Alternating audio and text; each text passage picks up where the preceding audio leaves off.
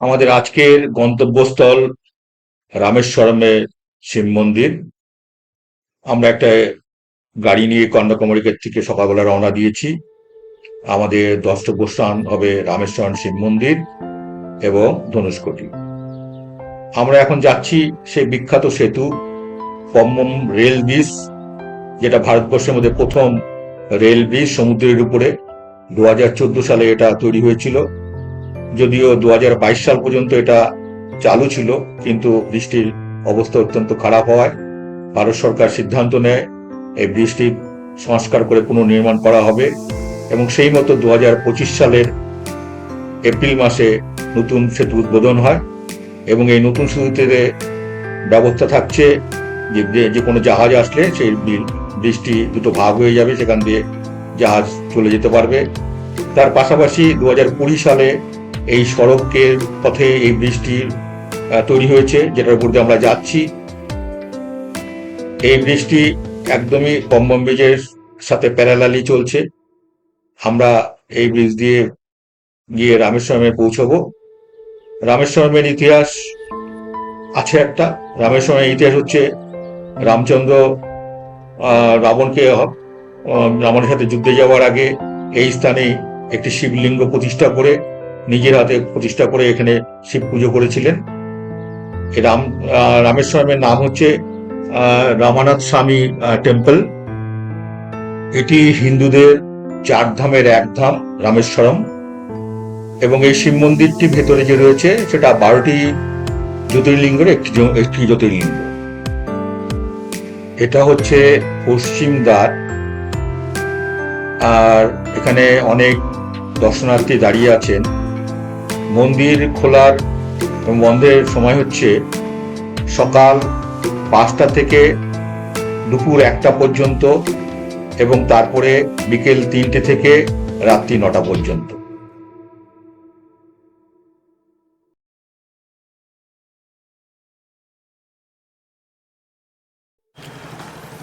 এখানে অনেক হোটেল যেমন রয়েছে, তেমনি খাবারের দোকানও প্রচুর রয়েছে। ওর কথা একটা তীর্থস্থানে যা যা দরকার সবই আছে এখানটাতে। এখানে এসি হোটেলও পাবেন, নন এসি পাবেন। তবে হ্যাঁ, খাবার দাবার কিন্তু বেশিরভাগটাই মন্দিরের আশপাশে সবই হচ্ছে নিরামিষ। আমি এই হোটেল অন্নপূর্ণা ডান পাশে দেখতে পাচ্ছেন, এখানেও খেয়েছি। সামনে হোটেল পান্ডা, খুবই ভালো এদের খাবার দাবার, এখানেও খেয়েছি।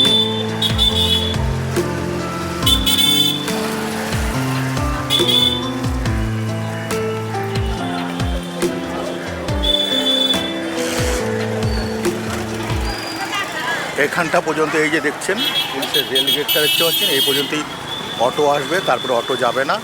এখান থেকে আপনাকে হেঁটেই যেতে হবে বাকি রাস্তাটুকু।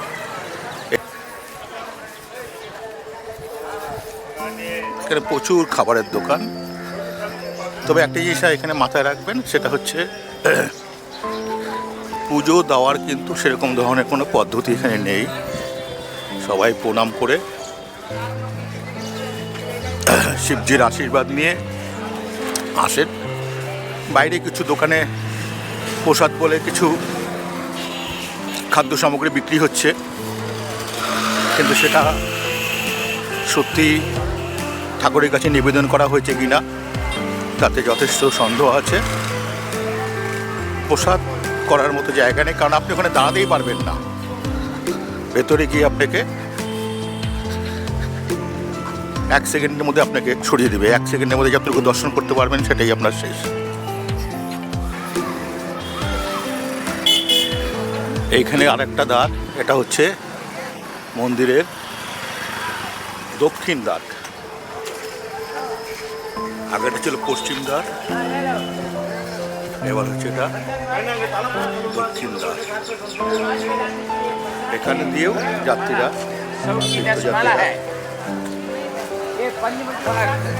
এই দ্বার দিয়েও প্রবেশ করেন, কিন্তু ভেতরে আপনার সব গিয়ে সব এক জায়গায় মিলিত হবে।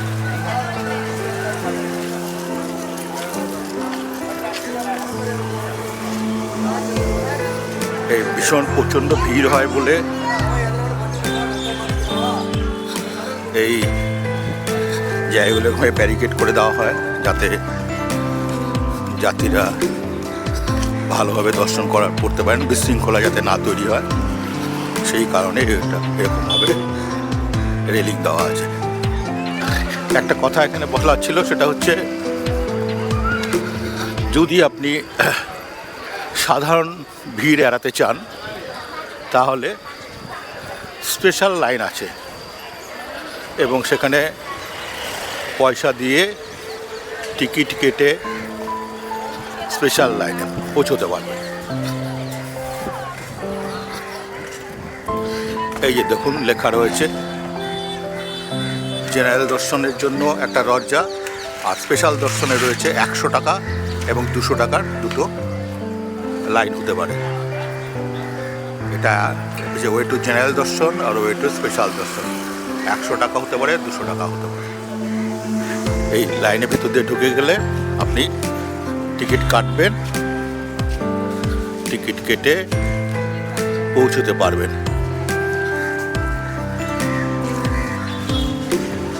এটাও একটা দরজা, সব বন্ধ আছে এখন।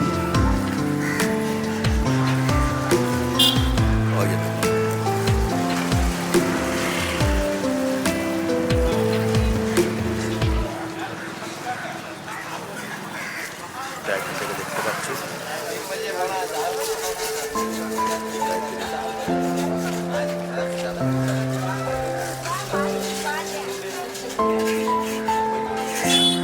এবার এটা হচ্ছে মূল দ্বার, এখান দিয়েই বেশি যাত্রীরা প্রবেশ করেন। এখানে আরো কিছু রয়েছে,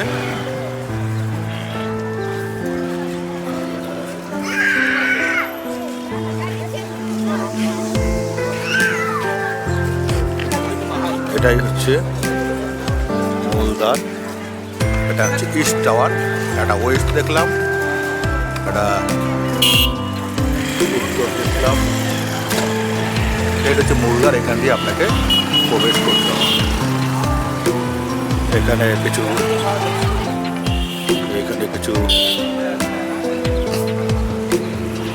দোকানপত্র রয়েছে।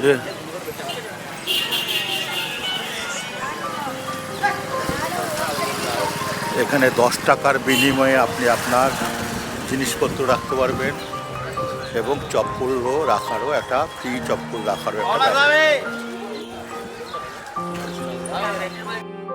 মন্দিরের ভেতরটি অতীব সুন্দর, দ্রাবিড়িয়ান শিল্প কলা দিয়ে ভেতরটি সুসজ্জিত, কিন্তু ছবি তোলা নিষিদ্ধ।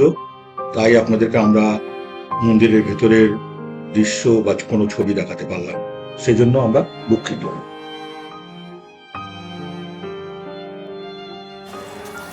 মন্দিরের আশেপাশে কিন্তু প্রচুর হোটেল আছে, সেখানে থাকার ব্যবস্থা হবে, ফ্রি টয়লেটও রয়েছে বিভিন্ন জায়গায়, মানে সব ব্যবস্থা করে রেখেছে এখানে।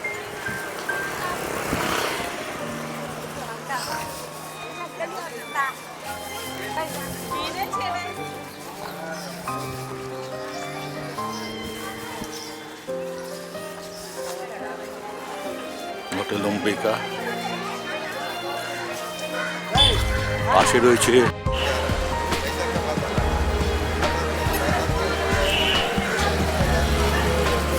আমরা আছি এই ডান পাশে যে হোটেলটি দেখতে পাচ্ছেন, হোটেল টেম্পল গেট এসি, এই হোটেলে আছি। আশপাশে প্রচুর হোটেল আছে, তার মধ্যে আমরা আছি। এই আমরা অনলাইনে বুক করে এসেছি, ভালো। আমাদের কাছ থেকে ডাবল বেডেড রুম 2500 টাকা করে নিয়েছে। আমরা এখন এসে পৌঁছেছি ধনুষকোটি নামক একটি জায়গায়, যেটা রামেশ্বরম থেকে প্রায় 15-16 কিলোমিটার দূরে অবস্থিত।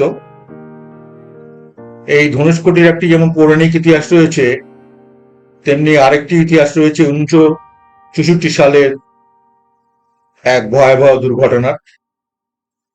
1964 সালে আগ পর্যন্ত এই জায়গাটি ছিল একটি সুন্দর শহর, এখানে মানুষজন বসবাস করতেন, হাট বাজার সবই ছিল। কিন্তু 1964 সালে এক বিধ্বংসী সাইক্লোন ঝড়ে সমস্ত কিছু ধ্বংস হয়ে যায়। তারপরের থেকে এটার মানুষের বসবাসের উপযুক্ত জায়গা থাকে না, ফলে এটাকে এখন ঘোষিত ভুতুড়ে শহর নামে লোকে জানে। এই জায়গাটির হচ্ছে ভারতীয় ভূখণ্ডের শেষ সীমানা। এখানে আমার বাদিকে দেখতে পাচ্ছেন, সেটা হচ্ছে প্রশান্ত মহাসাগর, আর ডান দিকে রয়েছে ভারত মহাসাগর। এই দুই মহাসাগরের মিলন এখানে হয়েছে। এই ধনুষ্কটির একটি পৌরাণিক ইতিহাস রয়েছে। কথিত আছে রামায়ণে যে রামচন্দ্র সীতামাকে উদ্ধার করবার জন্য বানর সেনার মাধ্যমে এই স্থান থেকেই তিনি একটি সেতু তৈরি করেছিলেন এবং সীতামাকে উদ্ধার করার পর বিভীষণকে লঙ্কার রাজা হিসেবে অভিযুক্ত করেন এবং বিভীষণের অনুরোধেই তিনি তার ধনুকের শেষ প্রান্ত দিয়ে এই বানর সেনা দ্বারা তৈরি রাম সেতু যেটাকে বলা হতো সেটাকে তিনি নষ্ট করে দেন। এই জন্য যেহেতু তিনি ধনুকের দ্বারাই এটাকে নষ্ট করেছেন, সেই জন্য এই জায়গাটির নাম হয় ধনুষ্কোটি।